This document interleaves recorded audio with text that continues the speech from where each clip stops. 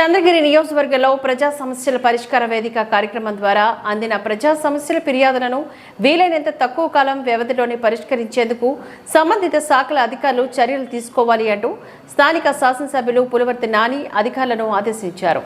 ప్రజా సమస్యలు పరిష్కరించడంలోని అధికారులు నిర్లక్ష్యం వహిస్తే ఉపేక్షించేది లేదు అంటూ ఆయన తేల్చి చెప్పారు. తిరుపతి జిల్లా చంద్రగిరి నియోజకవర్గం చంద్రగిరి పట్టణం ఎంపీడీఓ కార్యాలయంలో సోమవారం ప్రజా సమస్యల పరిష్కార వేదిక కార్యక్రమం జరిగింది. ఈ కార్యక్రమానికి గాను స్థానిక శాసనసభ్యులు పులవర్తి నాని హాజరయ్యారు.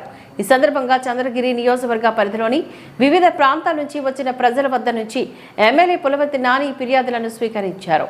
వీలైనంత తొందరగా సమస్యను పరిష్కరించేందుకు కృషి చేస్తామని ఆయన ఫిర్యాదుదారులకు హామీనిచ్చారు.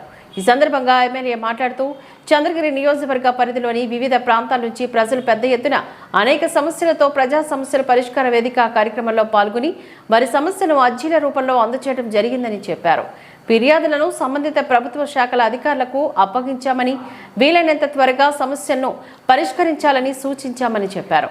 ప్రజా సమస్యలు పరిష్కరించడంలో అధికారులు అలసత్వం వహిస్తే సహించేది లేదు అంటూ తేల్చి చెప్తామని తెలియజేశారు. ఈ కార్యక్రమంలోని చంద్రగిరి ఎంపీడీఓ సూర్యసాయి, తహసీల్దార్ మారుతి, సర్పంచ్ రూప, టీడీపీ మండల పార్టీ అధ్యక్షులు సుబ్రహ్మణ్యం నాయుడు, మైనార్టీ సెల్ అధ్యక్షుడు గౌస్ బాషా, చంద్రగిరి నియోజకవర్గ ప్రజలు తదితరులు పాల్గొన్నారు.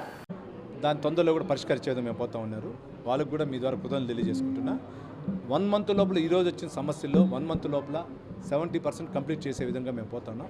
ఒకసారి 100% అవ్వచ్చు. చిన్న కాంతి ఎంత తొందరగా అవుతుందో అంత తొందరగా చేస్తాం. ముఖ్యంగా అధికారులందరూ కూడా కోరా, గతంలో జరిగింది వద్దు.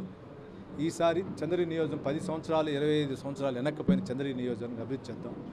ఇసుక ప్రజలకు అందుబాటులో ఉండాలి, గంజాయి లేకుండా చేయాలి, లా అండ్ ఆర్డర్ ఉండాలి అని చెప్పి అందరూ ఓకే అన్నారు. అదేవిధంగా వెళ్తున్నా. కొన్ని సంఘమిత్రాలు కొన్ని ఉన్నారు, వాళ్ళు కొన్ని ఒక పార్టీకే 1 సైడ్కి వెళ్ళారు. ఫీల్డ్ అసిస్టెంట్లు ఉన్నారు, వాళ్ళు 1 సైడ్కి వెళ్ళారు. రేషన్ షాపులు 1 సైడ్కి వెళ్ళారు. వాటన్నిటి కూడా పరిష్కరించి మేము ఏ విధంగా పోవాలో కూడా ముందుకు వెళ్తాం. దాన్ని అనుసరించుకు మా తెలుగుదేశం పార్టీ, నేను ఈరోజు గెలిచానంటే ప్రజలతో పాటు Telugu Desam party, Janasena party, BJP నాయకులు వాళ్ళు గెలిచా. వాళ్ళందరూ సూచనలు తీసుకుని ఏ విధంగా వెళ్ళాలో గ్రామ స్థాయిలో గ్రామ వైజ్గా వెళ్తాను.